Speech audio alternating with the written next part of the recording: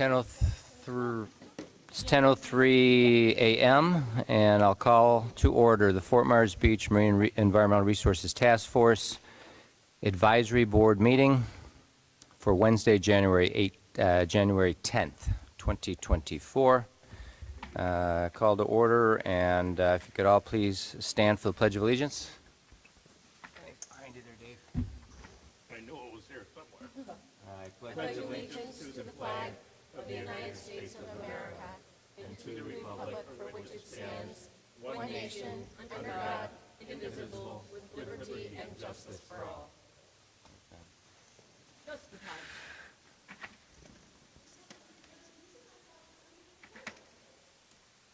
Yeah, not quite ready yet. Not quite ready yet. Welcome, Rose. Time for roll call. So, shall we do Mary roll Rose call? Valletta, present. Jennifer Rusk, present. Steve Johnson, present. Rose Larkin, present. Dave Nussbaum, present. Great.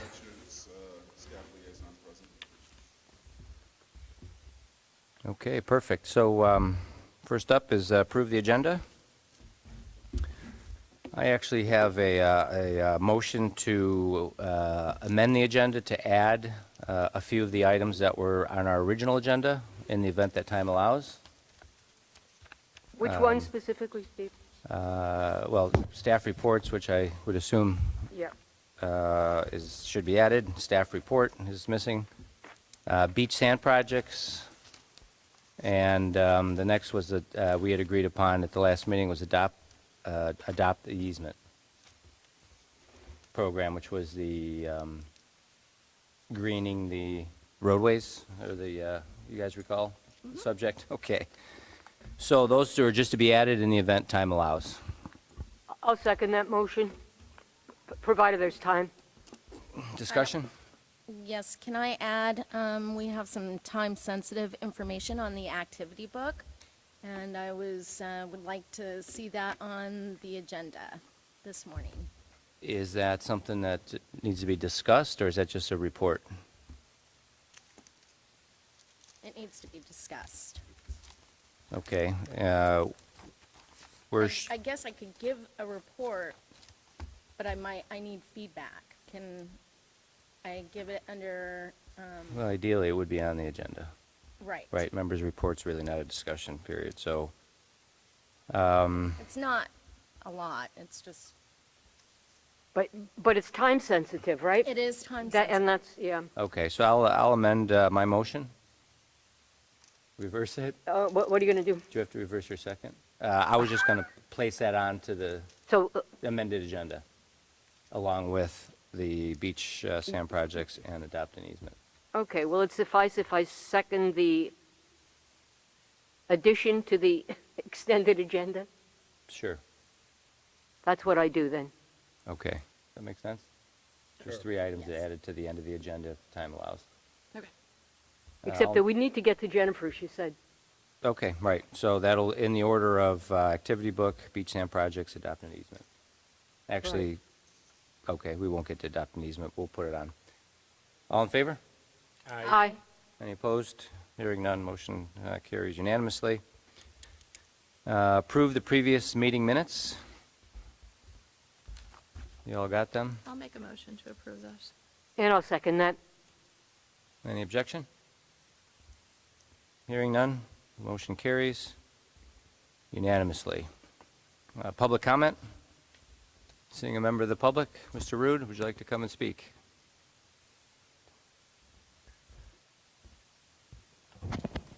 Ed Rude, 8150 Estero Boulevard. Good morning, members. How are you all this morning? I hope everybody had a good holidays. I wanted to clear up just a couple of things concerning the sand spurs and the Australian pines, the confusion that seems to be surrounding these issues. After visiting with the property owners at the south end of the beach, the condo owners, the 3 condo associations, there was some concern on their part that the herbicide program was going to continue. I think everyone was aware that the previous council did approve the use of the herbicide, but that was the previous council and not the current council, and there was some question whether the current council would also be in agreement with continuing that program.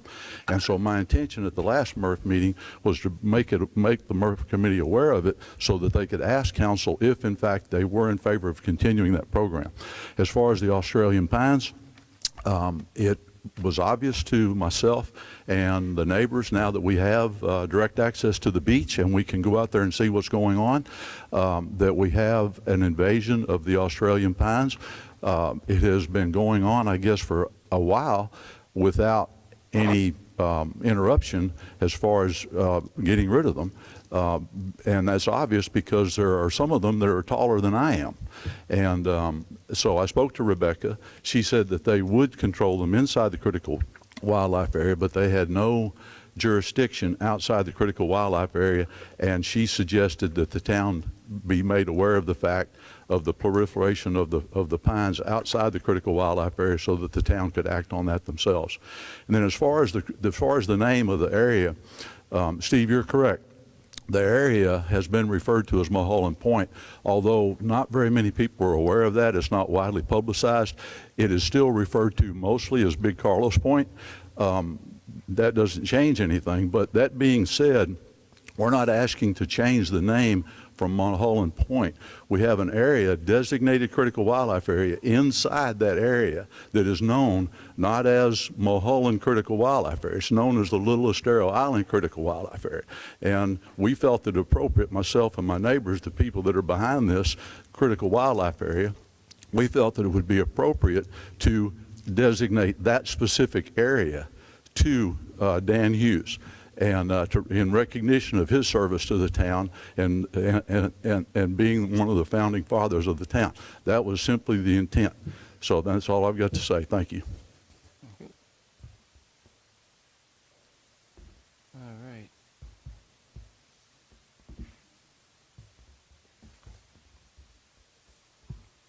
Very good. So let's jump in. Current items. First on the list here is sand spur maintenance in the shorebird nesting area. So this, just for your information, I did go to the town council meeting on Monday to ask for some clarification on exactly what the town council would like us to do. And they had requested that these three items remain on the current items on our agenda. So first up here is sand spur maintenance and shorebird nesting area. Maybe I'll go ahead and give some background to it. Four of the members currently here, excluding the new member Nussbaum, had weighed in on this 2 years ago. Rebecca Schneider came and presented.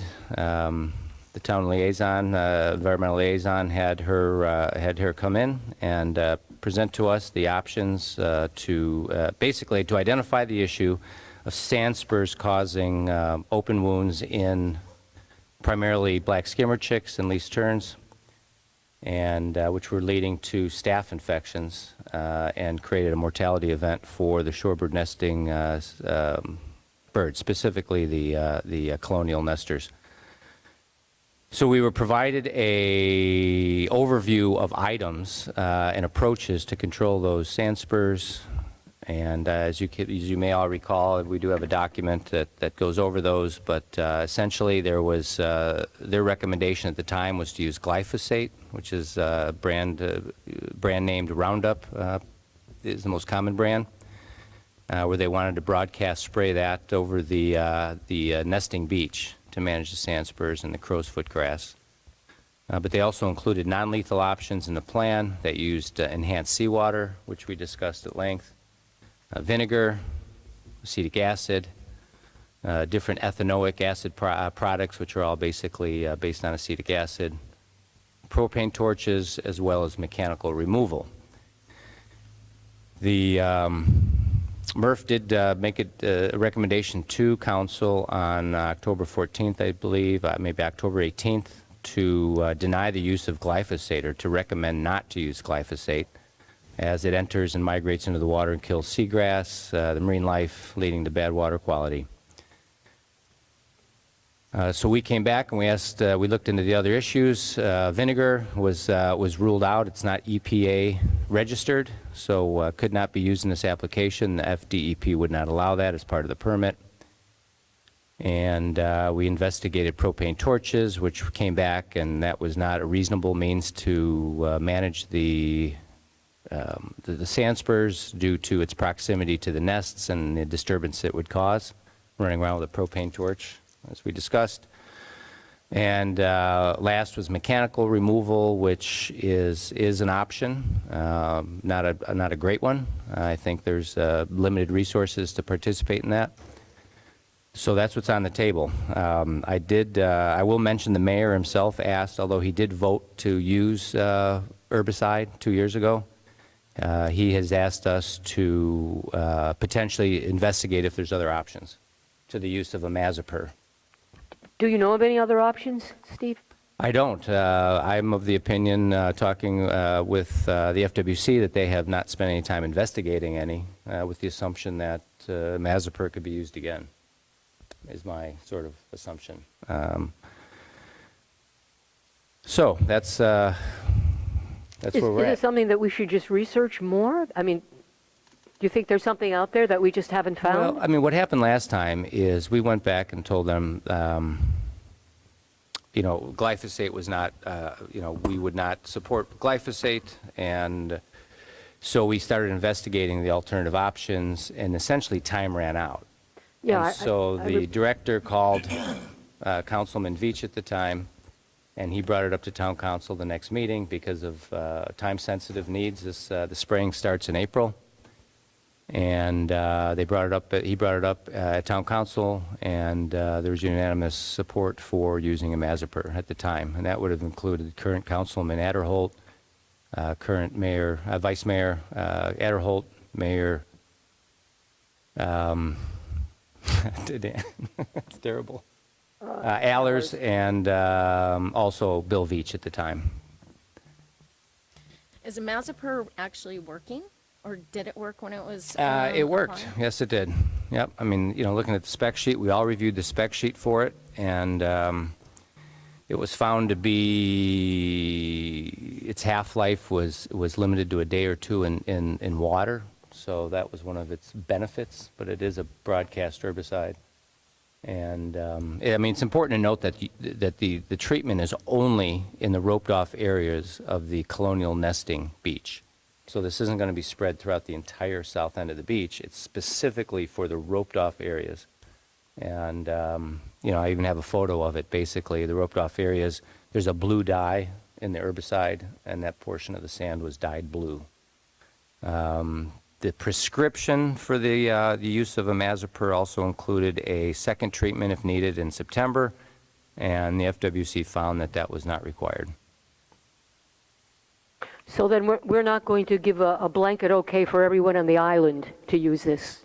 This is just for this one specific area? Well, apparently, that's correct, of course. Yeah, I mean, I think basically our position at the time was that we do not support any type of broadcast herbicide in use in the EC zone.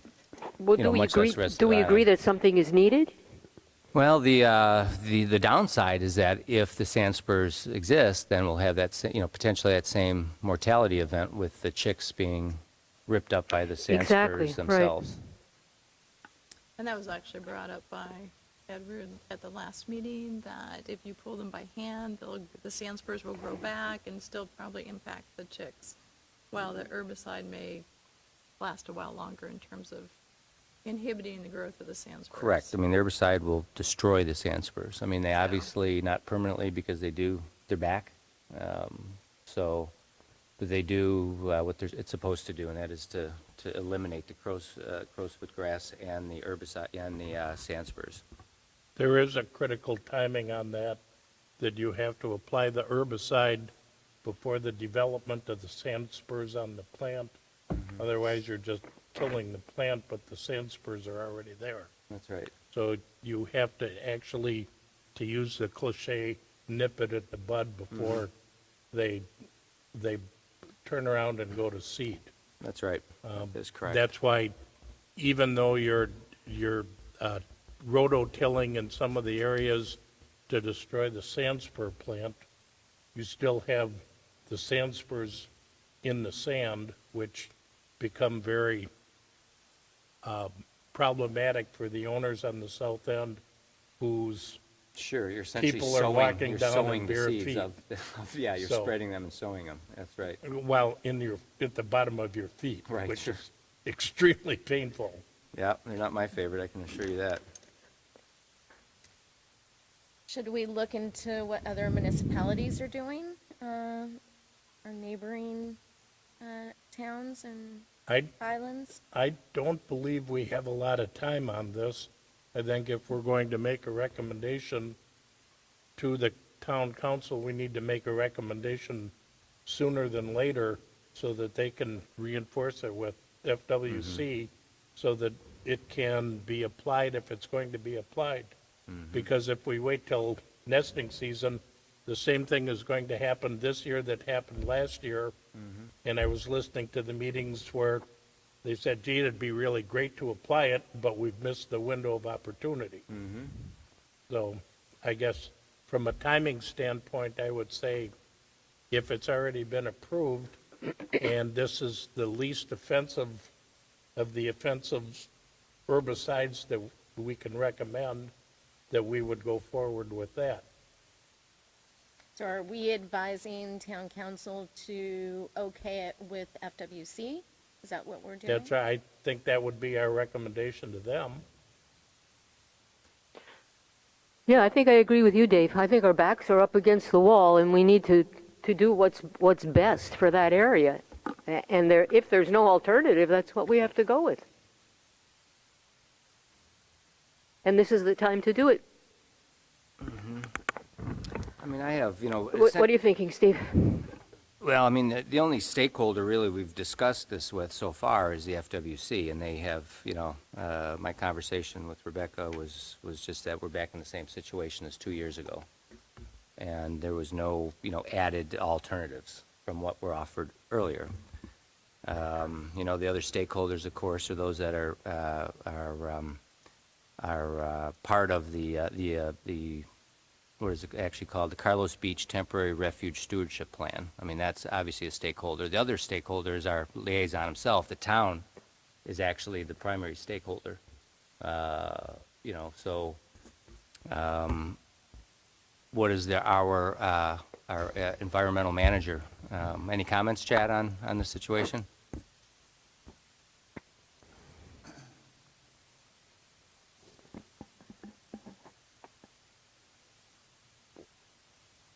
Hey, morning, everyone. Chad Schutz for the record, environmental staff for the town of Fort Myers Beach. Right there. Y'all hear me okay? Yep. So, as y'all know, I'm not a big fan of herbicides. It's just a gut feeling of mine. However, having seen birds incapacitated, suffering, and dying as a result of sand spurs over the last few seasons, this seems to be the lesser of the two evils. So my recommendation would be to approve FWC's recommendation to use the herbicide to control sand spurs. Do you have any other, is there any other alternatives that we haven't investigated that you would suggest? Mechanical removal as much as possible before herbicide application with volunteers that are available and willing. I'm happy to organize. As Mr. Nussbaum has said, we're getting into a sensitive time period, and it is likely that birds will start nesting sooner rather than later. So timing is important, and getting a recommendation to council would be appreciated.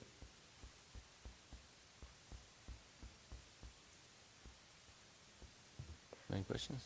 No, I think Chad, I would. I have a question for Chad. Real quickly, so we don't have to go through this next year, would it be beneficial for the committee to start just investigating whatever options are available and reporting that down the road so that if there is something available, we can find it? Or talk to some of the different herbicide companies or FWC or anyone else with your help and trying to find out if there is a better suitable alternative? Yeah, if you want to do research and know some subject matter experts, I'm not an expert on herbicide. But if you have subject matter experts that can help guide us, absolutely bring it up in member topics and as an agenda item later. Okay, thank you. Yes, sir. You're welcome. Okay, so we could advise town council to have FWC do the application, and Chad could organize an event to mechanically try and remove them, and then still leave it open, like you said, Mr. Nussbaum? FWC won't apply any herbicide. That's not their job, and they're not going to apply So any. it would be the town that's applying. It would be the town is literally issuing approval for the private property owners to apply herbicide to the areas to control sand spurs. In my conversation with Rebecca, they are not going to apply any herbicide to the critical wildlife area, zero. So everything that we're discussing as far as the nesting area is basically private property as far as applying the herbicide, and that is the responsibility of the property owners. The town is strictly granting permission for the property owners to apply this herbicide, to control sand spurs where needed. Am I stating that correctly, Chad? Well, Yeah, so we have an ordinance that prohibits destruction of dune vegetation, so we do need to speak to that. That is, the function of what we're doing now. Just a point of clarification. So the FWC works with the private property owners upland of Big Carlos Pass Beach. And then FWC, you're correct in saying FWC is not going to themselves apply it, but my understanding is that they will, with the permission of the property owners, contract a licensed herbicide applicator to apply it. Okay, thank you. Yes, sir. You're welcome. So then FWC is going to be responsible for paying for the herbicide? Is that what you're That's saying? my understanding. Yes, That's ma'am. correct, yeah. Actually, they'll be using the spraying equipment from the wildlife management area up near Babcock Ranch, I think, whatever that wildlife management area is. So they won't be using backpack sprayers this year. They'll be using a little more sophisticated equipment. Okay. But also, as a point of clarification for Member Nussbaum, it's not where the sand spurs occur. It's only that roped-off area. And it's only for the prevention of sand spurs in the roped-off nesting area, is my understanding. So its sole purpose is for the benefit of the reproduction of the threatened Right. shorebirds. Well, let's move on it. Make a motion? Um, Might be- We move to recommend that the town authorize the FWC to use this herbicide in the roped-off area for this one time, pending new information at a later date. And also, no one else on the island is really allowed, although, that's my problem, is that it would seem if it's okay to do it in one place, people are going to think it's okay to do it other places. I'm sorry, that's messing up my motion. We get But to I'm this. telling you that this is what's going through my mind. Although I am making that motion that we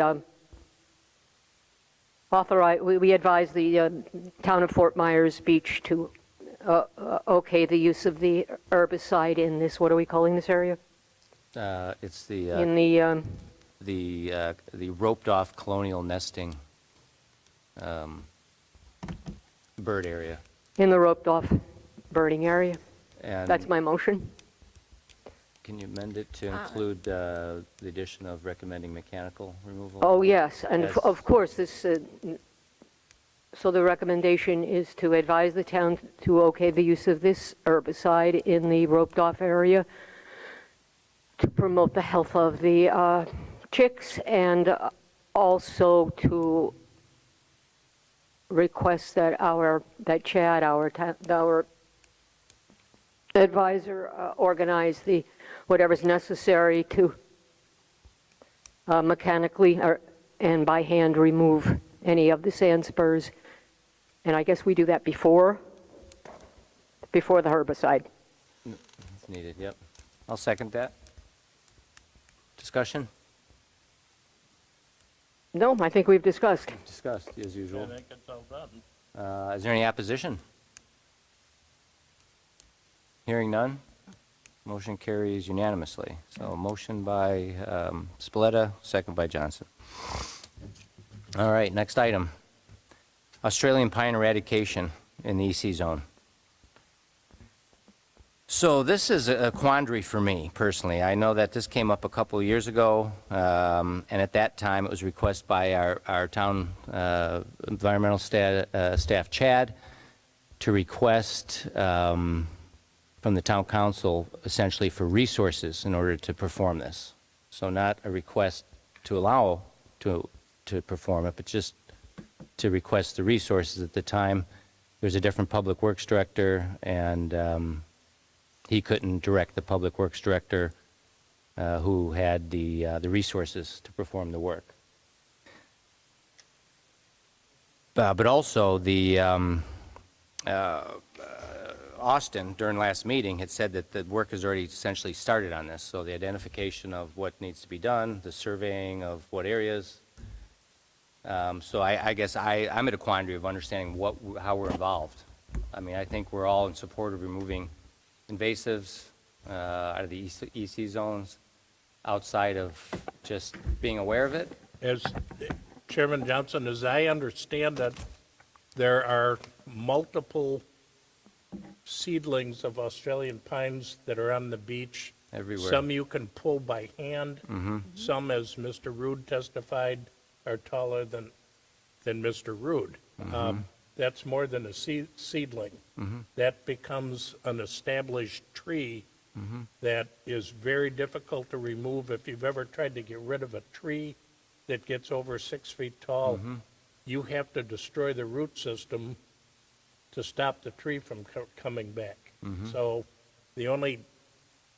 one of the more effective ways, other than driving a front-end loader with chains and pulling the tree out on the beach, is to kill the root system with an herbicide. Once again, there's an ordinance on the town that says can't use herbicides in the EC zone, so we have to, what some of the property owners, where they have established pines, are saying, we'd like to be able to use, for the town to okay permission to use an herbicide to get rid of the established Australian pines. That's as I understand the issue, and again, I'll defer to Mr. Chutz, because I am strictly talking from emails that I've received from other property owners on the beach. So the request really is to paint the stumps. Is that correct? No, to treat the roots with an herbicide. Yeah, so shoots, like shoots and ladders. Chad shoots, for the record. So Sorry. you're right. Correct. So we've removed the Australian pines in the past, and that is cutting the tree at the substrate and treating the stump, painting a herbicide just on the stump to limit any impacts into the dune system. We are, or I am, organizing resources, staff resources to get out there before bird nesting season, and we'll be working with property owners and FWC to get that done. So it's scheduled. It's a project that's going to happen. I don't have a date certain. So would you recommend, I mean, is there a recommendation we need to make to the town council? Sure. I motion to support removal of Australian pines and other exotics such as beech napuka from the environmentally critical zone and any other private property areas with the property owner's permission. That was, Chad, it's easier to say Chad. Chad, that was my question. If a private property owner wishes to have any invasive species, but the subject is Australian pines, do they contact you directly and say, we need your help in Yeah. getting rid of the Yep. invasive vegetation? Yes, please. Okay, thank you. You're welcome. Before there's a motion or anything, I would, I'd like to say that I was surprised to see Australian pines mentioned because Australian pines were something that has been on Marine Resources Task Force agenda for years. As a matter of fact, 2 years ago, I wrote an article on Australian pines, their invasiveness, and the negative effects of them, and it was published in our Observer. And at that point in time, we spoke with the workers here on the beach, and my understanding was they were removing Australian pines at every opportunity. So I guess all we're going to do is we're going to continue that. I mean, I'll make a motion that the MERF Advisory Board supports removal of Australian pines in the EC zone and the use of an herbicide to paint the stumps. Oh, I second that, No definitely. second. Yeah. Any opposition? All right. So motion carries. That was motion by Johnson. Who was the second? Dave, you can take it. I'd second. Second by Nussbaum. I would like to, just one point of discussion. I did receive an email from a property owner that said they have two, what I would call landmark Australian pines that have been there for a considerable amount of time. And for them, it's kind of it's a pair of heritage trees on their property. So they're, said any motions that are going through, they want to ensure that they're not going to be required to remove them. They're making sure that they don't spread on the property and the adjoining properties. So Well, it's, you know, technically, they're seeding the whole beach. yeah, I understand that. But it's on their property? Pardon me? It's on their private It's property? on their private property. Then So outside of any vegetation ordinance that would That's require correct. the removal, I don't think. I just wanted to bring that up, you know, everybody has a different take on Oh, the yeah. same Sure. motion, so. Don't we know it? Thank you. Yep. Good point of clarification. Thank you. Okay. Pardon me? Oh. We had a second, but we need a We had a vote. second. All in favor of the motion? Aye. Aye. Aye. Rose? Aye. Any opposition? Not hearing any. Motion carries unanimously. Third item here is renaming the critical wildlife area. This wasn't brought to MERF, but it was brought to Town Council and was redirected back to MERF. I went to Town Council and informed them that the CWA actually, as Mr. Root had articulated at public comment, that it already does have a name. It's actually codified in an ordinance in our Land Development Code as Mulholland Point, Little Estero Island. The official name is the Little Estero Island Wildlife Area, a critical wildlife area. And so the question posed to us is there a reason to rename it? And, is that really our Well, I have- purview to just name? I have an opinion on this, if Sure. I may share. I just know that the town and the town staff is incredibly busy right now. And renaming something that's already in an ordinance is time-consuming. I know that it's a process. If we already have a name for this critical wildlife area, I would say that at this point, we keep the name the way it is and not add more work to the town and the town staff. I will say that some of the comments, I think really maybe the only comment is from Councilor Woodson had mentioned that, renaming was not something that's strange for the town. I mean, we just She referred to Bayside Park, which wasn't technically renamed, it was amended as Bayside Veterans Memorial Park, which is a memorial, which I believe this was as well. I mean, are there a lot of people going to town council asking for the renaming? No, at this point, I understand Mr. Root has been the only one to do it.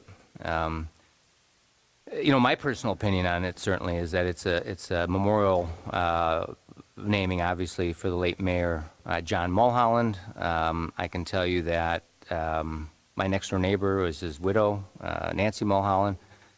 I actually met Dan Hughes through Nancy Mulholland at one of her many dinners we attended. And,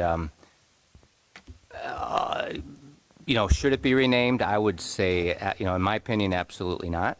I mean, is that how, are we going to just, this is akin to ripping down Confederate, statues. I mean, you just can't go back and change history.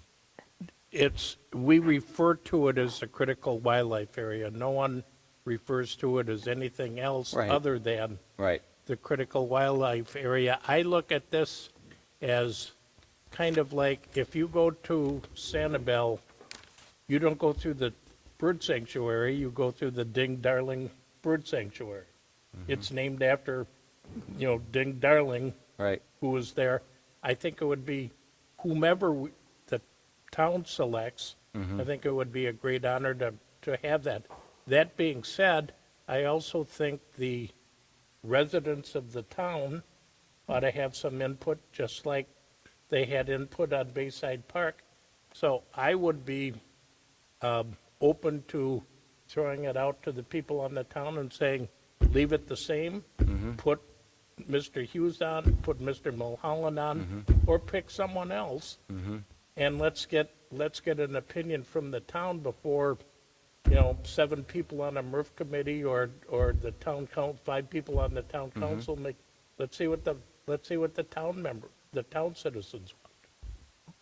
That sounds fine with me. I mean, I think, although we can make a recommendation, certainly. And, Yes, that's my point. Right. I've never heard it referred to anything except the critical wildlife area, and I like that name because it impresses on us what's the point in keeping that area sacrosanct. It is a critical wildlife area. And if everyone agrees with that, they can vote to keep it the same. That can be one of the options. But if it's brought up and we think it has merit, let's throw it out to the citizenry Sure. and see what they say. Okay, so, If everyone agrees with you, then it'll be okay, let's keep it as CWA. If they think it should be an honor for one of our founders, let's make it an honor for one of our founders. okay, so it's- we advise the town council to put out what they did for Bayside Park, sort of a voting. And if that's the case, then maybe we should come up with the options, if that's what we mean, want to do. I'm in a It already position. has a name. I'm in the position to make a motion that that the Murphy Advisory Board recommends not to change the name. However, the town is welcome to do what they want. I mean, Yeah. if they want to proceed and pursue that, that's up to them. But Yeah, I'd second that motion. Did you move that, Steve?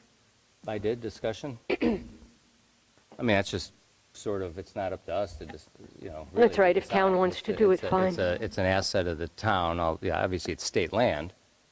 But again, I mean, that's my opinion, that we don't change it. Maybe you have a different opinion. But also, that doesn't preclude the fact that if the town council chose to pursue that, they could. I mean, it's not, that's all we can do is advise the board. I mean, I don't, Okay, so we advise them that we keep the name the same. right, that there's no And changes defer to it, them, right. and Defer that, to them if they want to change And it. that Right. if they want to pursue it, Can we they, take a vote on that? oh, of please? course Yes. we can. No, it's up for discussion now. I mean, Okay, and I respectfully disagree in that I think it helps the community a little bit in trying to bond everything. If they want to keep it CWA, let's keep it CWA. If they want to go in a different direction, let's. We're not let- negating that. We're suggesting that they can do that, but that's certainly not our position to do that. It's, Well, my motion would be to recommend to the town council to investigate the option of changing the name and either pursue it or not at their discretion. no, that motion's not on the table. No, I understand that. Right. That's my personal thought. Right. It's something, it doesn't harm anyone to open the door on it. But that's me. Well, except maybe the late mayor, Well, I mean, technically, and his family. So that's, well, let's, is there any more discussion on my motion? nope. And we can, let's vote on it. All in favor? Aye. Hi. Aye? I'll oppose. Okay, motion carries 4-1. So naming. So again, to repeat, basically, the MERTF Advisory Board is recommending not to change the name, but the council is welcome to pursue it if they so choose.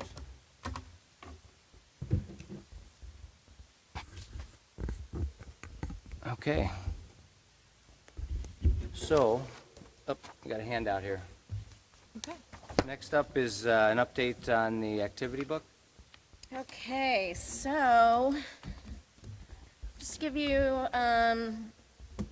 some information on the activity book. I met with the town, HR, Jason, and Jeff. They did sign a contract with, or put out an offer to Miss Macy Knoll, who's an FGCU student, and she did accept it. So woo-woo, we're getting our activity book finally. And this is the MERTF activity book rough timeline handout that I gave you, and I'll just quickly go through it. Number 1, project start date, January 15th. Number 2, project end date is April 30th. Number 3, project oversight workflow, tracking project to ensure the activity book is on track and meeting expectations, timeline, and workflow for submitting the project updates and hours. And these are questions that were given to me by HR to work on as a group. With staff, I mean, not us, but and Miss Macy Knoll. Miss Macy Knoll has agreed to those terms, the start date and the end date. So January 29th will be the delivery of written draft, critiques, and revision to us. February 5th will be delivery of final written draft. February 26th will be delivery of concept sketches, critiques, and revisions. March 4th will be final concept sketches, completion of 2 pages of illustrations per week between March 4th and April 15th. That means that we will have to approve all these pages that she does before we hand it over to the town. April 15th, delivery of all pages of illustrations per week, final critiques and revision.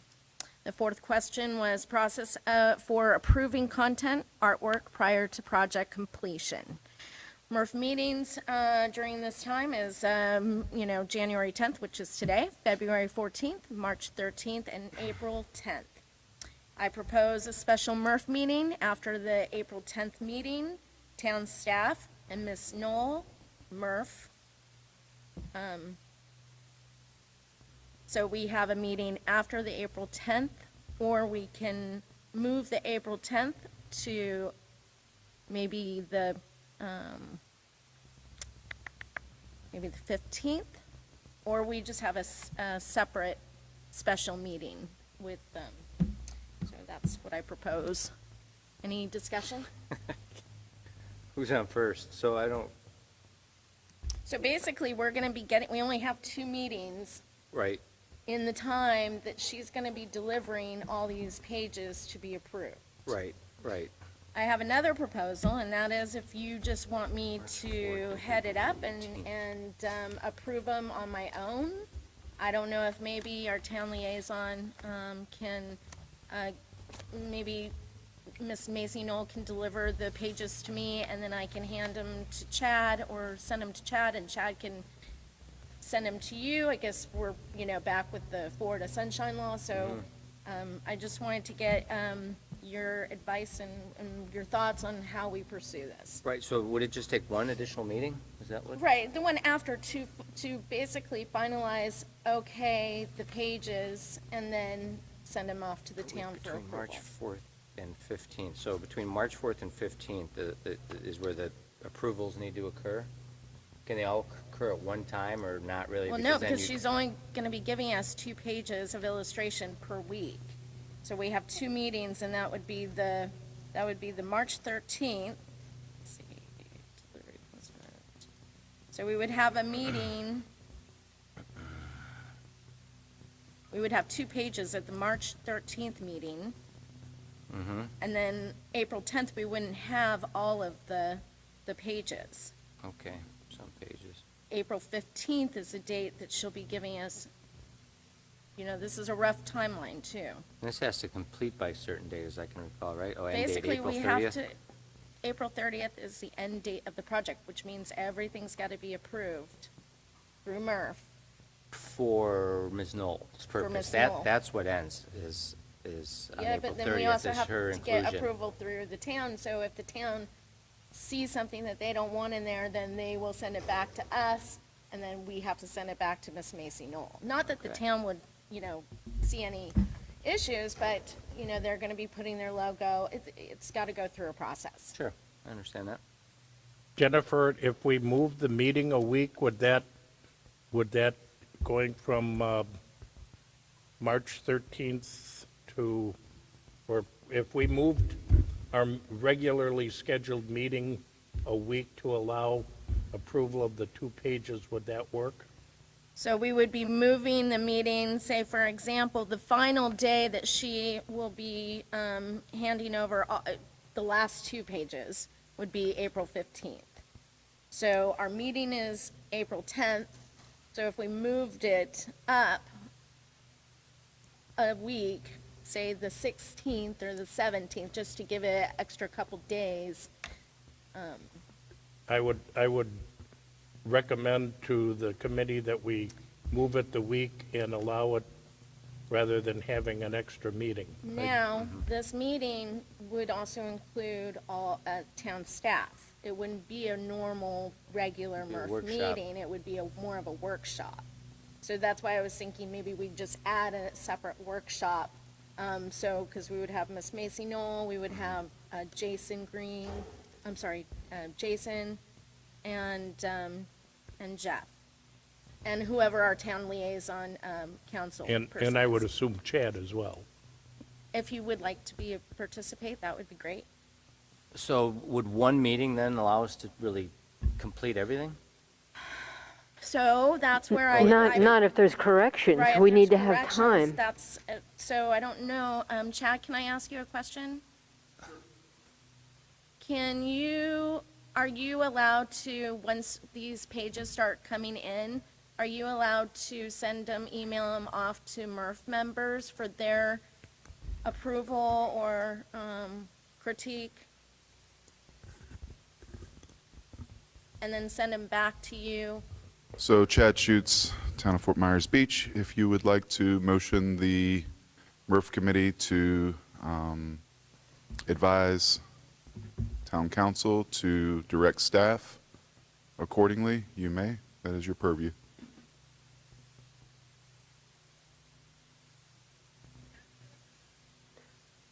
I'm just thinking, Jennifer, we're only going to have 2 pages each time, so we don't need, okay, so we're not going to meet to look at 2 pages. So, But if we wait till the end, and there are corrections, we don't have enough well, the time other, for it to be amended. Well, and then also, don't forget, this will need to go up to council for Right. approval too, and I really don't want to send it to council until we've all approved it all, and that it's an But the- easier flow. so, The town attorney said that small groups can meet as long as it's posted Oh, yeah, on the town calendar. we So can it have a doesn't need to separate be a workshop. whole MERF meeting. It can just be a review committee. Review committee meeting. Yeah, I think that's what we need. We need a review I mean, is committee everybody meeting at the interested in the end. review? I mean, an alternative obviously would be to just give Jennifer full authority to, I would, to I move would forward. appreciate a few other members of MERF, so it doesn't okay, so that lay wouldn't be a on first me. option for you. Okay, no, I'm just saying that is an Yeah. alternative, and I wasn't sure that's one you would like to pursue or to simplify. I mean, trying to- I certainly could do it. Heard this, I can do it because I also have Crow wanting a page, and Turtle Time Inc. is going to be having a page, so I could always refer to them. Do you pretty much have it organized, Jen?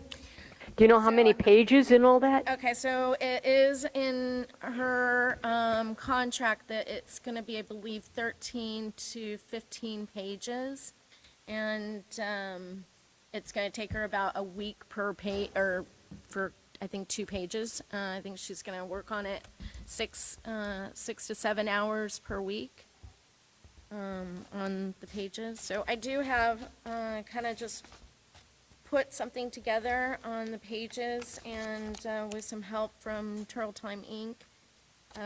So the front of it is going to be similar to what the Anna Marie book was. It's Flippers and Feathers, Our Beach Friends Forever publication, presented by Marine Environmental Resource Task Force in the town of Fort Myers Beach. And you open it up, and it'll say, "Welcome to Fort Myers Beach. Our turtles and shorebirds are looking for a beach friend just like you. They love our beaches as much as you do, but they need your help to protect them and their babies too. Let's discover how you can help when you visit the beach so you can become Beach Friends Forever, BFF." And then this activity book will have a name where the child can put their name and age and date. And then it just goes on loggerhead turtles, some activities. Turtle Time page would list the 5 different species that are in our area of turtles. We have some games for older kids in the activity book, like a word search, a maze, and then it goes on to our shorebirds, information on our 4 very special shorebirds who visit our island. And there's a little activity underneath there. Goes on with another activity and some information on, let's see. Talks about keeping dogs on the leash in areas where there's nests. And then there'll be a crow page that talks about native plants and dunes and the different shorebirds and pelicans that will be a coloring book, a coloring on Indian manatees, a section for kids to, did you know, basically coloring the things that you shouldn't see in the waterways. And then the Beach Friends Forever pledge. On the back, the final page would be a map of the town. Just sort of not a real map, but one that shows all the town resources like Bay Oaks and Mound House and Town Hall, Newton Park, Bowditch, where you can see pelicans and the Matanzas Pass, where they can find the Matanzas Pass Preserve, historical cottages, and just a little bit of information on our island. And then the back would be just the people that presented and helped donate. So can we schedule one meeting to do the review, and then we can certainly schedule another one following? So a series of review meetings. You just need a week to notice it. So Yeah. you could literally have one in, like you said, in March if you wanted to, and then if there's another compelling date for the next review, then we just simply schedule that review meeting for that next date. So we don't have to actually line it out, and it can be a little more flexible with the production of the designs. Okay. So can we go ahead and schedule those? Can and I find make a out who- recommendation on that? Of course. We can receive all of the material, in our information packet for the meeting. And there's a cost associated with setting up additional meetings. You can't just have a MERF meeting without all of the staff and time and everything else would it be at all possible to try and get the illustrator or the person to consolidate and send out rough drafts so that we can look at that ahead of time and review basically what they're saying so that we could forego additional meetings? I'm just thinking of the resources of the town, and although I'm just trying to keep the meeting times at a minimum. Right, so I like the idea of the 2 meetings, and again, as long as it's a workshop and we can meet in the town hall area with the staff. I already spoke with staff, and they said that they would be happy to do that. And so if it's a workshop, it's not like we need to be on camera. We can probably just record it with our phone and send that recording to Okay, Amy. for I posting. misunderstood. Okay, Yeah. thank you. So when would you recommend that meeting? Okay, so let's see. Okay, so February 26th, okay, so January 29th, delivery of written draft. I pretty much have a lot of the verbiage in here. And really, I'm getting a lot of the verbiage from FWC and other activity books that they supply, so it's all factual, but we would be getting the written draft on the 29th. On February 5th, she would be delivering a final written draft. So we could review that at the February 14th meeting, Right. which is our normally scheduled meeting. Yep. Okay. And then February 26th, delivery of concept sketches. So then maybe,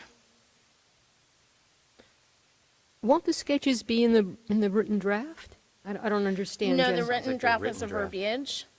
Oh, okay. The sketches, the February 26th delivery of concept of sketches. So she would be delivering the concept of sketches. And then March 4th is the final concept sketches. Completion of, so, let's see. Can that be Spur done week. to March 13th? So she has it March 4th final concept sketches, but then completion of 2 pages of illustrations per week between March 4th and April 15th. So I have a meeting with her tomorrow, so I will get clarification on that. So maybe we have a meeting after the 13th and one after the 10th. So the 13th of February, are we talking March? Well, March 13th is our scheduled meeting, MRF meeting. 14th? So, and maybe we have a meeting on the 14th? Of March? Yep. The next day? Or, well, let me get clarification on when she's really going to start. March 4th is when she'll have the final concept sketches, so I can actually deliver that to the March 13th meeting. Yeah, I've got noted here, a couple pages here, so. I don't know. I think we should put you in charge, Jennifer, and then when you have the whole thing together, then we can meet and look at it. Well, I think we can move forward. At February 14th, if the delivery of the final draft is finished, that can be sent to us ahead of time, and we can review it ourselves. Right. And then we can bring comments to the meeting, Okay? okay? And then Are we come gonna- March 13th, we can review then the available material then for whatever the 2 pages or however many are available then, but also then decide if, then schedule a workshop if needed. Because again, we only have to notice it a week in advance. So as long as we have a week after March 13th, When is, what are the dates of the town council meetings in April? It'd be the first. the first and third Mondays, right? Is that how it works? First is Easter Monday, so probably not. In what month? April. So it might not be. April would be the 7th. Does that sound right? No, here. I'm sorry, April 8th and April 22nd? Oh, you have it, actually have a school district of Lee County. So the 8th and the 15th? Very possibly. I don't Oh, know. the 1st, because the 1st it says Easter. Monday. That's So- don't know. There you have it. April what? 8th and 15th. I'm Okay. not sure. We don't know. We The think. Mondays in April are the 1st, which is Easter, 8th, 15th, and 22nd, and 29th, so I have no idea. So really, we need to present what she has. We need to finalize and present by April 15th to town council. So if for some reason we only have 2 weeks for her deadline of April 30th.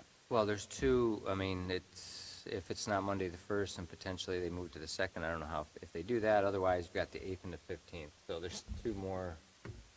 When's the earliest that it's going to be done for us to look at? April 15th. Oh, that's the earliest. Got it. That's That's the the earliest.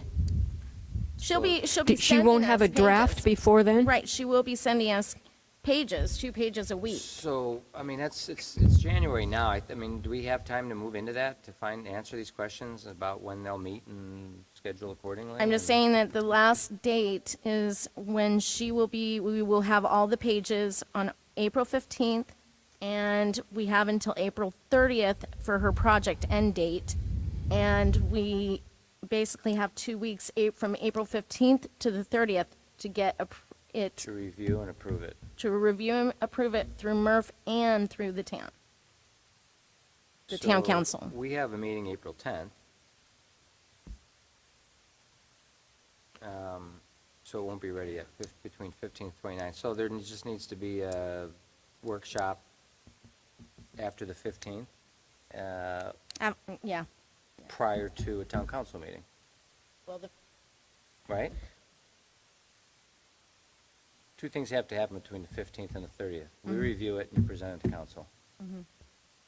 and the town staff has to, They could be at the review meeting, Yeah. right? right. So, I mean, that's, Well, and What- possibly she could just move up her date to the 10th. That would Okay. be my recommendation. Okay. Instead of April 15th is delivery, move it up to the 10th just based on scheduling. I can I ask mean, her. it's only 5 days. Yeah. 4.5. I mean, this is, I know. I believe this is in the Contract, contract, so that's, you know, It's a possibility, yeah. Never hurts to ask. okay. So have it by April 10th.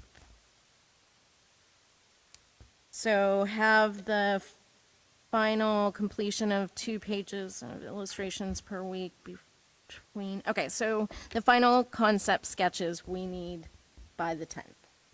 Hopefully. Hopefully. And then if need be, we'll schedule a workshop after the April 10th meeting.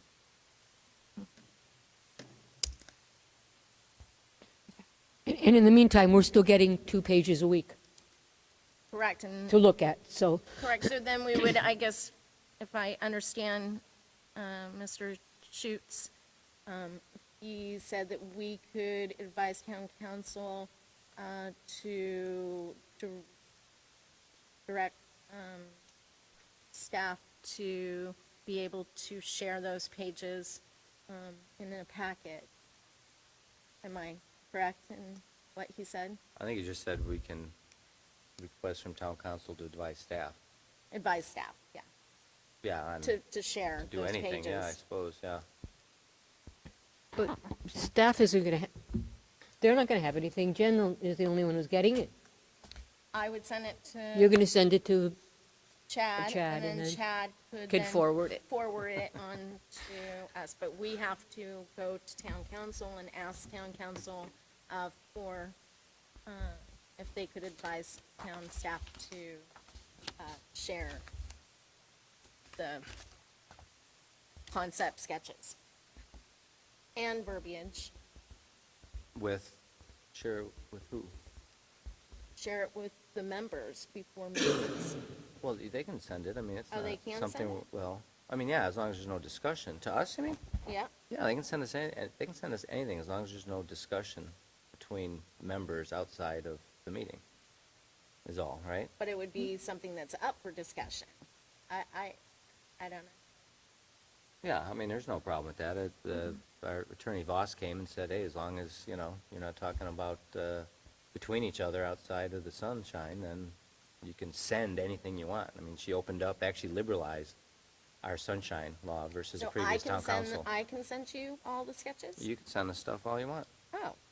Well, now, That's I'll my make it much understanding of easier. what she visited with us and said, you're welcome to do So, it. but any input. As long as you copy Right. the clerk. So any input that you may have, you just have to hold You have to on wait to that until, and wait yeah. until Right, it's- there's no reply alls, it's just content you're sending. Well, that would make it a lot easier, because then at least you would all have that instead of just. Right, we can make our notes on it, Yeah. when we get together, boom. It's not a matter, it's not a matter of reviewing it at the time, it's just a matter of sharing your thoughts. Okay. Yeah, I'll bet if there's anything we have to say, it's just going to be a minor correction on a page. Yeah. Yeah, that Yeah. sounds, Okay. Well, that, The toad Makes needs it to be a little bit bigger over here. I don't know. yeah, The things like photo, that. Right, okay, good. Okay. So, very good, thank you, Jennifer. We're pretty excited about the activity book. Yeah. It's going to be So a lot of you're going to fun. send us the pages as you get them. As I get them. So I will be sending you the pages of delivery of the written draft. I'll send you the critique and revisions. I'll send you the final written draft, and that would be the 5th, and we could discuss that on the 14th meeting. The 26th of February will be the concept sketches. And, So in other words, as you get the pages, you're going to share them with us. And then when we have a regularly scheduled meeting, we could always talk about it then. exactly. Or we could wait until the end. Right. Well, yeah, I think it would be best if I share them with you. Right. And then, but we still will need that, to have that, that workshop after our 15th meeting. Or Right. 10th meeting, sorry. But The we can- April 10th We meeting. can wait and schedule it then, when Right. everybody will have their We'll have some. their input. agenda in front of them, yeah. That's correct. Okay. We knock that one out? All right. So we obviously have some time here, so let's move on to the next one, and that is beach sand projects. And this has been put off a couple of months. And how can we start this, actually? We haven't really been asked to address this, during the entire time of really any of the projects, but there's currently 3 underway and potentially 4. There's one on the docket that I learned about on Monday. So you all saw the document I sent, the presentation that was done at the meeting? You all received that. So I guess this would be an opportunity for us to actually ask questions and get clarifications and voice our opinions on how things are, what's going on. So there's 3 beach sand projects. I don't know how you want to kind of tackle this. We haven't heard the staff report yet today, so I don't know if that was going to include any information So on that. that's what I'm thinking. If Chad, is if there anything in the staff Chad report? shares his update, that might answer most of our questions. When did you plan to have your staff update today? I can do it after your member reports. Does it include anything on the beach sand projects that would be helpful prior to us diving in? Sure. You want me to give me an update right now, or? Yeah, that'd be great. Is everybody agreeable? Yeah, that's a good idea. That would, I think he'll answer that our would questions. expedite the measure. Absolutely. All right.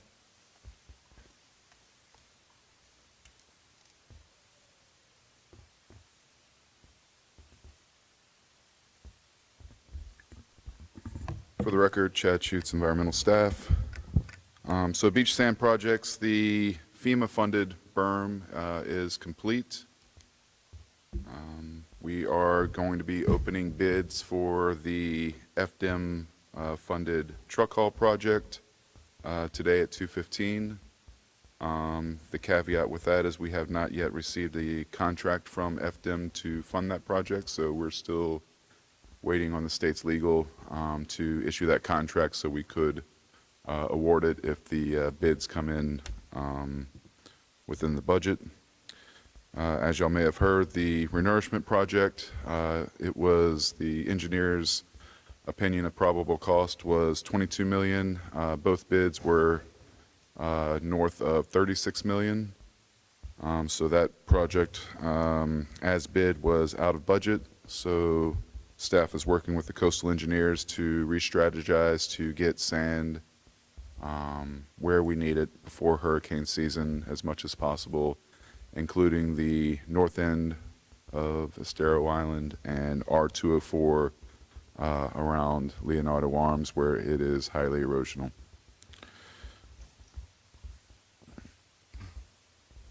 And that's all I have. If you have any other questions. No, not yet. I mean, I don't think so. You guys have any questions on that? So we've had a big setback, in other words. It's going to mean that the timeline for the beach renourishment is significantly changed, Chad, correct? Yes, ma'am. So it is a setback. The FWC has a zero-take policy, meaning they would not allow us to abate the birds in the critical wildlife areas after March 15th. So we are going to have to wait to do the CWA portion of the project after September, or perhaps even after November, depending on what the regulatory agencies allow us to do in the CWA after shorebird nesting season. So we would be hopefully starting, getting the new project scope out to bid soon, and hopefully starting late spring, early summer on the north end and working our way down, and then tailing off on the south segment CWA portion of the project on the tail end rather than doing it first. What about the dune plantings, Chad? That Is will that happen. still on the list? Sure. Will it start soon? No, ma'am. It's going to be after the project, after the sand is placed. So all of the sand that we've just trucked in is just, it's got no Disappearing. planting on it for another year? A year may be a bit long. Again, we plan on wrapping up in late summer, so around that time. Thank you. So, Chad, I had read that, as part of the, is it a FEMA document here that said that it would appear the town committed to planting a 10-foot wide strip on top of the FEMA berm. I'm not sure what FEMA document you're referring to. I'm trying to find it here, but I can share it with you. But it has the assumption, I guess. I could find So it. we do have a Category G funded, public assistant funded project for the north end of Estero, where I believe on the order of $200,000 for hazard mitigation, which is purchasing more mature plants for the north end of Estero Island, which is in that Category G public assistance sand project. But as part of the FEMA berm project that runs down the length of the island, you're saying there's no requirement from FEMA that is planted, that the berm is It's planted? been stated multiple times by our coastal engineer and myself. Yes, sir. Okay. Yeah, I have to review that to see where actually I got that information. So it's not a requirement, but is there any intention? Because there was actually money available, correct, for those plantings? Yeah, of course there's an intention. We have our dune management plan and we're fully No, committed for the berm. For the berm. It's the berm is going to be a small 2-foot hump whenever we add, all the sand that we're going to be adding to the beach. So it will be planted, the dune system will be planted in according with the dune management system. Mm-hmm. So another question I have is so the questions I have really are more about probably the truck haul project, which is obviously you said is about to go out to bid. Is there an intention to cover any of the dunes as you identify these scours that are shown on the plan.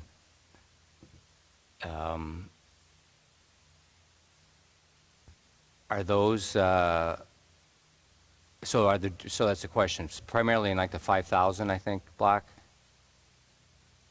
Only the scours. We're not going to be covering the dunes in the They won't. 5,000 block. So really, it'll be seaward of the berm, more or less, in that area? Depends on where the scours are at.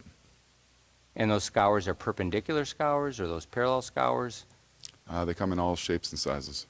So so the question I have here is I know there's some properties, let's say two north or four north maybe of, maybe it's Flamingo. Is that property, it shows that as being a scour. So it's a private property running from the berm all the way up the length of the beach. So on the right side is all vegetation and dunes. On the left side is all vegetation and dunes. There's a single property that rakes, and it's severely scoured from the storms. So is the intention to actually place the sand into that private property, that lot? Yeah, so we're going to be placing sand on private property with the renourishment project, with the berm project, with this truck haul project. We've gotten permission from the private property owners. Well, I'm So we will be placing sand on private property. Correct. So, the plan, I mean, the plans for this, because the reason I bring it up is the berm was suffered, correct, from Idalia, and it's down below. It was Probably. overwashed, correct? Right, and the requirements for the berm were that basically that there was a berm armament that would be 6 feet above sea level. Is that what the So there was a template, a trapezoid template that's about 6.2 feet above mean high water.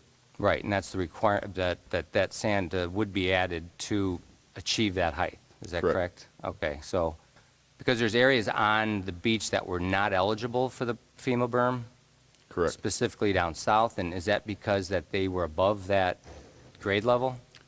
You would have to ask the coastal engineer. I don't believe it was because it was above that grade level. There is quite a bit of coastal modeling that goes into it. It's not as simple as that. Otherwise, we'd all be doing that. Because I So I can understand chase that that up truck with- haul project's actually going to build a dune where I should say a berm where the FEMA Correct. berm was not built because it wasn't eligible. Correct. We will Okay, be so- and connecting you're the saying FEMA that that berm was to not protect the because- upland properties. That was not because of the grade level. Again, it's a complicated coastal model done by the engineer. Okay, It was also on the 2000 block, kind Right. of near Town Hall, and Gulf. our intention is to put a berm there as well, Yeah. if the property owners would like it. All right. So, and with regards to the scours, let's say down, I guess, south of, in that is it 6,000 block? So I guess maybe the issue I have is that this project supports adding sand onto private, state-paid sand onto private property The project supports restoring the beach to pre-Ian conditions. to private property, and there's no benefit for the taxpayer. There's no resilience built into this whatsoever. Correct? There's no requirement to plant it. There's no requirement to, correct me if I'm wrong. There's no. I don't agree with that statement. In what way? I just don't agree with your statement, In what way? that it's not a benefit to restore the beach and dune system. That's a benefit for everyone. You can't restore just on the outer berm without restoring the inner berm. It's the same concept that we do with the renourishment. We're placing sand on private property The so that you're renourishment, restoring the though- entire beach dune system. The renourishment, though, comes with requirements, correct? One of those is that typically an ECL is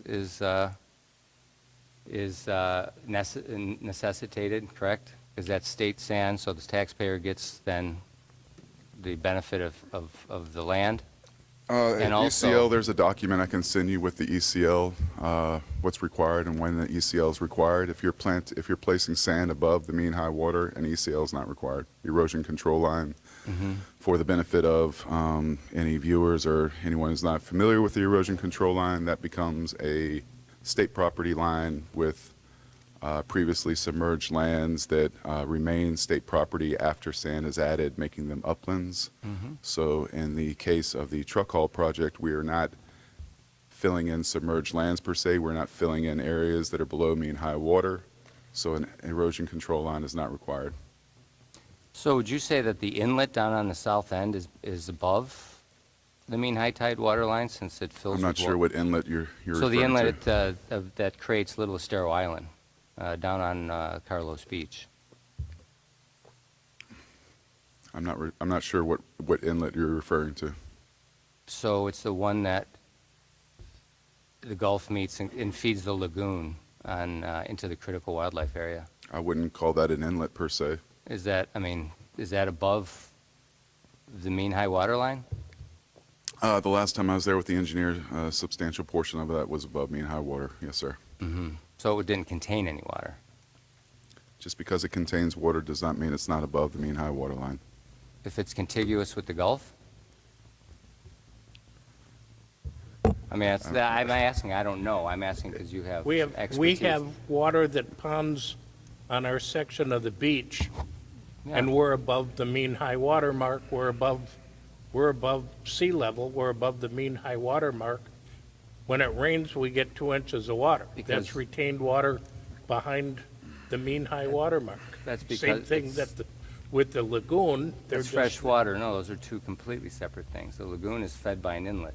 And so the question, I guess, my question is that part of the truck haul project is to fill in that tidal inlet.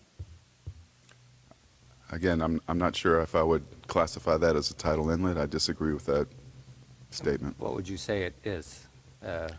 It's a dynamic beach system that whenever you have the lagoon or king tide or something to that effect where you have a major event and there are either surge waters that feed into the lagoon or the lagoon filling up and outfalling into the Gulf from time to time. But an inlet to me is something that's more permanent. So, and also on I guess maybe in that same area, was the request also similar to, let's say, the 6,000 block? Dave, I know you can speak specifically to that. What request are you referring The to? request not to classify it as not critically eroded. Was that also requested at the south end of the island as well? I'm sorry, you're jumping topics. Now we're talking about what's critically Yeah, eroded. right, yeah.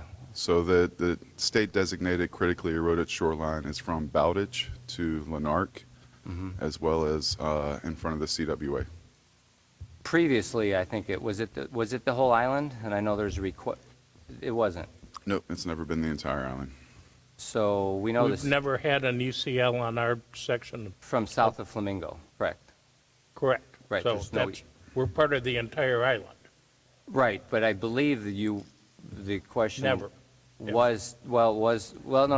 listen to what I have to say, that during the renourishment project that was originally classified as critically eroded, and I believe the homeowners there had requested legally that was removed as, There was an ECL that was established on the south end of the island, and it was never used or utilized per state law.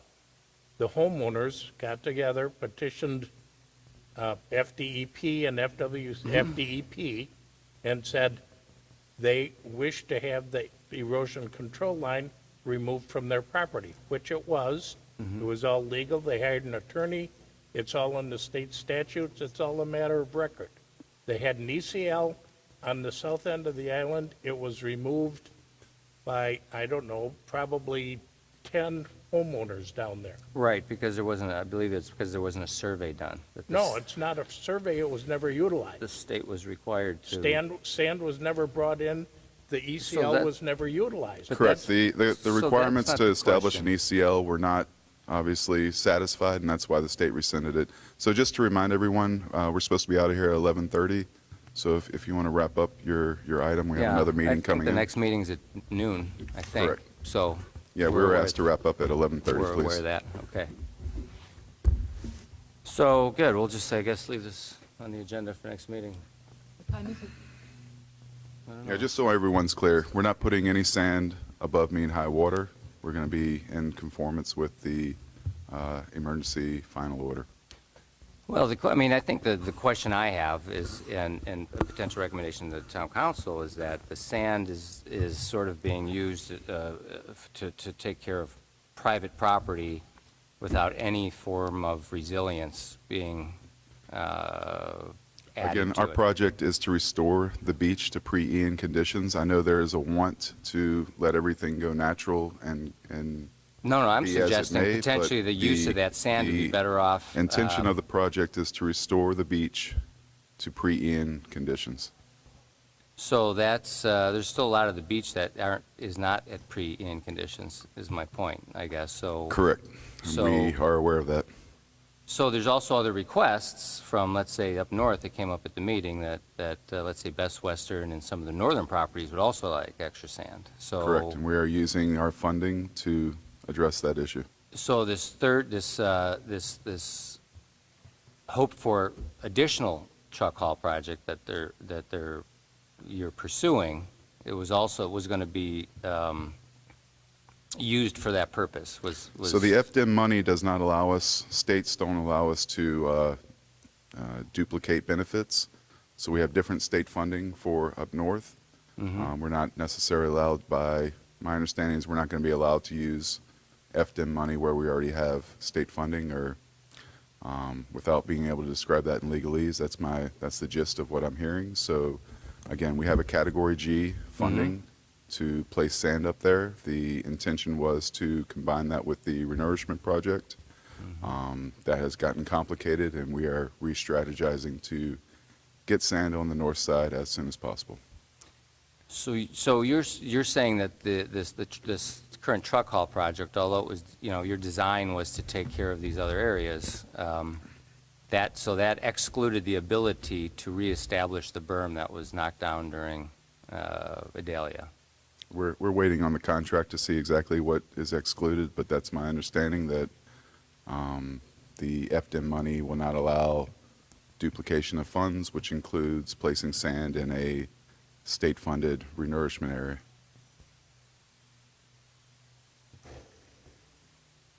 Gotcha, if I understand that properly. Anybody else have questions? Again, it's past 11:30. We're supposed to be out here at 11:30. If we can allow one more final public comment to wrap up the meeting, and sorry, we're on a time constraint.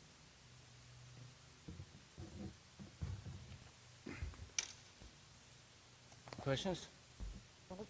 I have none. Oh. Time restraint, Right. Well, let's move along. We can take this up again. So let's move on to members' items and reports. Yeah, I have something, but it's going to take me more than 2 or 3 minutes. So I don't know if I should even go into it. Go ahead.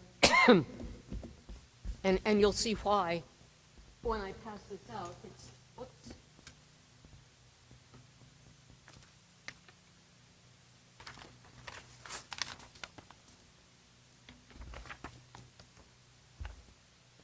Sure.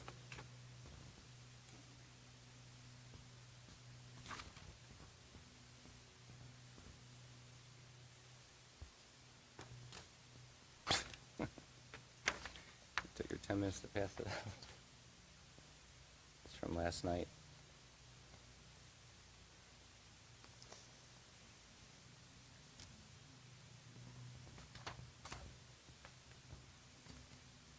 The Mount House Lecture Series had last night as its speaker Dr. Michael Savise, a distinguished professor of coastal geology, climate resilience, and preparation. He's with the Department of Marine and Earth Sciences within Florida Gulf Coast University Water School. And the reason that I think this is of such importance is because this gentleman, who's highly credentialed, presented last night in great detail not just a general discussion of beach erosion and what it does and how to deal with it, but he was very specific about Fort Myers Beach and has quite a bit of information, and I did not copy all of his slides. I just took these 4 because I think they'll illustrate something that we need to be aware of, and it will generate other topics, I think, for us to discuss. There is something that we call... Did someone get my copy with my notes on it? Yeah, Jen, thank you. I'll switch. He began by talking about what we call the wicked problem.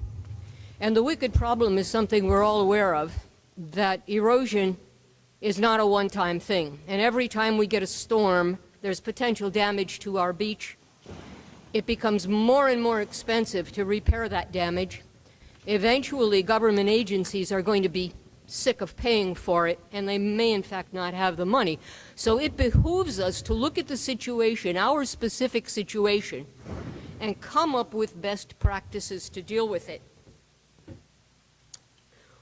So if we look at these pages that I have, on the first slide that I copied there shows us the different types of erosion. And you can look at this at your leisure. But then if you go to that second page, on the bottom of the first page, we specifically can look at the numbers for the 5 sections that they divided Fort Myers Beach up into, and see that the erosion was the worst at the center of our island. By the worst, I mean the most severe. And they measured the surge height after the storm, and then they took the mean fore-dune height and did a little bit of subtraction, and you can see that at Newton Park, there was almost 6 feet of water over the dunes. This is because of the shape of our island and the fact that this middle part of the island is always going to have the greatest impact from storms. If you go to the second page, we're thinking not only about flood surge here, but a lot of the damage on Fort Myers Beach was done by the ebb surge. And the ebb surge, when we look at the slides that were presented, is the most at the accesses.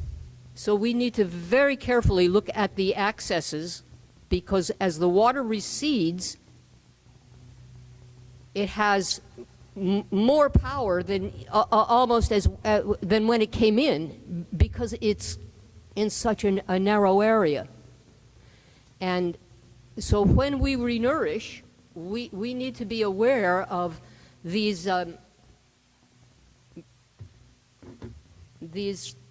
surge areas and find the best practices so that we can prevent it happening. If you look at the fourth slide there, down on the bottom of page 2, at the end of the talk, these were the bullet points that the presenter threw out to us for us to consider and talk about. And so what I'm suggesting here is that we, at our before the next meeting, we all look at these and see which of them, if any of them, we feel would be of value to discuss and possibly advise the town. And that's all I have to say, except I would like this to be continued until the next meeting after you've had time to look at it, so that if there's anything here we want to pursue, we can do that. Anything else? I would like to recommend that gets shared with the town staff, and he share that with our coastal engineer, so that he can look at it, and that way we've got a professional opinion looking at it that's from the staff. Sure. And can advise us on it. Thank you. And I would say that if we have further questions, I'm sure this gentleman would be more than happy to answer them. But I don't know at this point where we're going to go with this. Can you get his slide deck potentially and share it with us? Sure. I can Put a find out. request in and- What is it that we want? Well, the slide, I mean, the complete presentation. Okay, Yeah, I wasn't able to make it, yeah. Yeah, I'll contact him. He was very knowledgeable, and the thing that impressed me is that it was specifically our beach. He was not talking about beaches in general. He has the specific data gathered right here, and it certainly behooves us to glean everything we can from it. Excellent. Thank you, Mayor Rose. Thank you. And the other thing that I want to say is we still have this dog problem on the beach. We still Yeah, have it. It's terrible. People know that they do not have to keep their dogs on lead. All they have to do is keep their eye open for code enforcement, and when they see code enforcement, put their dog on the lead. That's it for me. Okay. Jennifer? Nothing today, thank you. Nope, nothing from me either? I'll hold till next time. In the interest of time, I pass. Excellent. So, public comment? No, more. Nope. Okay. Murphy Award. So last month, actually, I never received, and I wasn't sure in the end who was supposed to send it. There was I am, and I actually, Well, you guys decided together that for the two, yeah. It was a lady who Yeah, I have the Donations. pictures, I have Okay, it, so okay. I will get that to you today. Okay, perfect. So that we don't need one, or we do? Does somebody have a Murphy recommendation? I don't. I do, but I'll hold it for next time. You sure? Okay. Okay. You'll any, keep, Jen? Well, it's the library, the artist who is mural? redoing the mural. Oh, good. Yeah, the library will still be here. Good, we can wait. All right, so since the other one was delayed, we'll move forward with that. Yes. And then on the Shoreline Spotlight side, I've received it actually from Rose already for the next month. So she's very, very early. So I think we're set there. Who's in the hole and who's, for some reason, I'm March. you're I'm March. not, yeah, I don't have it written yet. February was Bill? Okay, sorry, for some reason I'm missing my sheet here, my Shoreline, but I think I had given everybody their assignment, so. Okay, Bill's next, and next on the item is set agenda for next meeting. Shall we carry on beach sand projects? Definitely. So this is what we had slated for this coming meeting, was beach sand projects, adopt an easement, and as well as staff report. So I would like, I think we've all agreed, and we've asked many times, that actually the staff report is a line item on the agenda, like it is for the other advisory boards, including your other advisory board, Chad. It's actually listed as a staff update. So do we have consensus on that, actually, to not have to ask every month? Yes. Yes. Or amend the agenda to Right. include a staff report? Is that reasonable? Sure, it's members' report, and I'm a staff liaison member. Well, it's not under necessarily members' report, it's just a staff update. You get to stand alone as your own line item. That's, has been the request from the advisory board. Is that something that you can accommodate? That's perfect. All right. Thumbs up.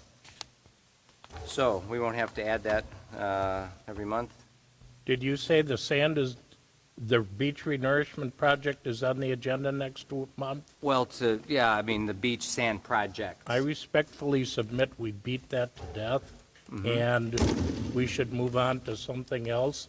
If there's a specific issue that you have with Mr.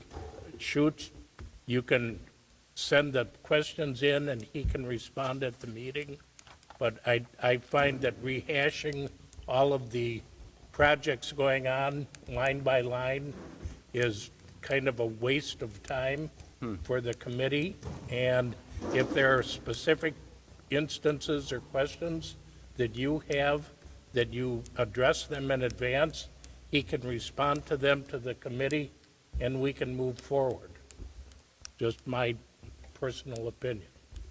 Sure, and I think my response would be that we represent the community, so that's sort of what we're bringing to the advisory board here. Then have the questions so that he can prepare the answers for them, so that we're not going through presentations online trying to find specific lines in a presentation. If there's an issue, have a question, have him prepared to answer it. We can discuss his answer and move on. Maybe a better option would actually to have our coastal engineer attend a meeting, request to have him attend a meeting. Wouldn't that be because typically. That's all dollars and cents to the town. He charges I don't know what they do, but it's probably $300 to $400 an hour if he's like an attorney or anything else. So I think the best, most cost-effective way and time-effective way to handle this is if there are specific questions, have the questions in advance to Mr. Schutz, have him have answers prepared, and we can go through. This is not, I take objection to the fact that we're sitting here going through a presentation line by line, asking him about presentations line by line, when we should be able to sit, have a discussion on questions for him, on presentations that have already been made to the council, and we either have an issue with the presentation or not. If we do, he should be made aware of them, not being grilled in front of a committee on camera. So I think think that's pure respect. I think you're missing a point also about the advisory board sort of scope, and that is oversight to staff. We represent the community, and when the staff prepares projects and presents them to town council, they typically don't have all of the information. They're required on the spot to make decisions. And so our responsibility is to advise town council based on the community input and while providing oversight to staff, as they are typically not members of the community and are paid employees. You're the chairman. I voiced my opinion. Thank you. Yeah, as did I, and we have that luxury to do that here. So that's perfect. So And There's to be honest with you, I sometimes need this information to be able to ask the questions. How do you know which questions to ask unless you have the information? So let's move on then and continue to put the agenda together. So the question is should beach sand projects remain on the agenda? Yes. It's entirely up to you guys. I vote no. There's two. Well, and Jennifer? based on what Mary Rose Boletta just presented, it would be yes. And I agree That with has Ms. Larkin. nothing to do with beach projects. That's a presentation by someone else. And Agenda. I beg to differ. This has everything to do with beach projects. So it'd be interesting to see if those recommendations are in alignment with our current plans for beach projects. This is about the resilience of the island. I mean, if we continue to encroach and we don't armor this island, it's going to continue. We've already got flooding, unprecedented flooding due to overruns of the beach into the sewer system, into the stormwater systems is contributing. So there's a lot of people that are having concerns about upland protections to water incursion. So I think it's a very topical item for our island right now in its redevelopment. So That's exactly right, and that's why I would say to keep it on the agenda for next month. all right, I think I heard Yeah, I agree with consensus Jennifer, with yeah. an opposition from advisory board member Nussbaum. So sand beach projects, And we need to do the written draft of the activity book. the activity book, written draft activity book. And then as recommended by town council, this adopt a easement project they still want us to move forward on. As you can recall, I mean, that's what I'm calling it, adopt an easement. Is that a good name, or does somebody have a better name? review the easement. Well, I'm The I'm parking- not sure adopt is the Well, We're reviewing the easement to see what changes can be made, and again, this is per the property owner's I think input. the concept was that the property owners would adopt that area and manage it versus, because otherwise it becomes the town's responsibility to manage that strip, is what I was talking about. Okay, So like on the north end, which I still haven't looked at, somebody sort of adopted it. Councilman Adderholt said, well, maybe we can have people, fine. that sort of thing. So I don't, again, we didn't complete that, and I feel like we need to report back on maybe what we would recommend. So we can leave that on there, again, by town council's request. And then And- possibly an update on that beach school cooperation. We have beach school, but also we had the meeting prior to this, we had compromised wastewater lines that we had moved up ahead of that. So is that, do we leave that there? Or would you rather, is it more timely for the beach school? Has anything happened? No, so since that hasn't progressed, shall we leave that on there? The comprised wastewater lines, if we can even get to it. Yes, leave it on there. Does anybody else have anything more urgent? Dave, do you have anything that, Well, since we're very concerned about adding sand to the beach, I think it would be timely for us to pursue the option of having property owners create a 501c3 Save Our Sand function to bring sand on the beach, working in conjunction with the town, and moving the sand to the scour areas or the low points of the beach, because that becomes a self-funding ongoing operation paid for by the tourists of the town. Because, and again, if we're looking at sand coming in, this is an ideal way to get the tourists to help pay for trucked-in sand, create nesting areas for the turtles, and then have it go into the low areas or the scoured areas of the beach. how did the, So how I did, think that's something we as a committee need to look at the options, pursue, and see if we can get support. We're going to need support from the town, the state, and FWC in order to make the whole thing work. how does the tourists pay for the sand? There's 105 condominiums on the beach. Every condominium has approximately 50 units on an average. That's 5,000 units. At least half of them rent. If we had a $10 or $15, do you want to make a contribution to a 501c3 beach renourishment that will provide a nesting area for the turtles? And still, at the end of the day, we're going to take the sand and move it in to keep the berm, or to keep the mean high water mark dune and the low areas filled in and prevent the areas from scouring. It becomes an ongoing operation. And it doesn't cost the town anything. There's some ordinance hurdles and some FDEP hurdles and some FWCs that we have to work through.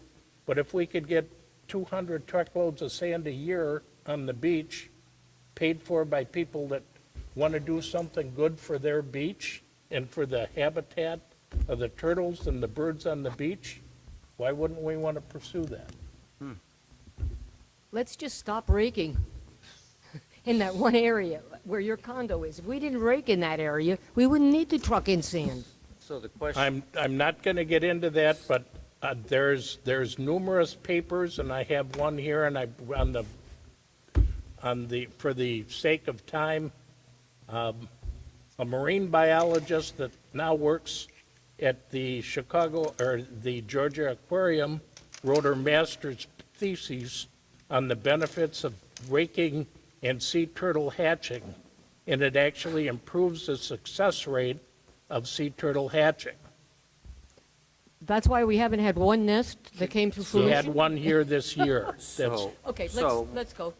yeah, that's neither here nor there, but if you could share that, it's online. Yeah, I'd like to All see you it. have to do is look online. I'd be more than happy to share. Perfect. I mean, Again, you would. if it pleases the chairman, we have another meeting coming up very Yep. soon. If Yep, we can wrap so up. we're completing the agenda, so the question at hand is whether or not you want to put, which is already on our initiative list, do you want to move the 5013C initiative up above compromised wastewater lines and beach, or the beach school cooperation? I'd say no. So what would be the last item? Is it, do we remain with compromised wastewater lines? Yes. Fine. Done. All right. Do we have a motion to adjourn? Move to adjourn. Second. All right, 11:53. Thank you, Barbara.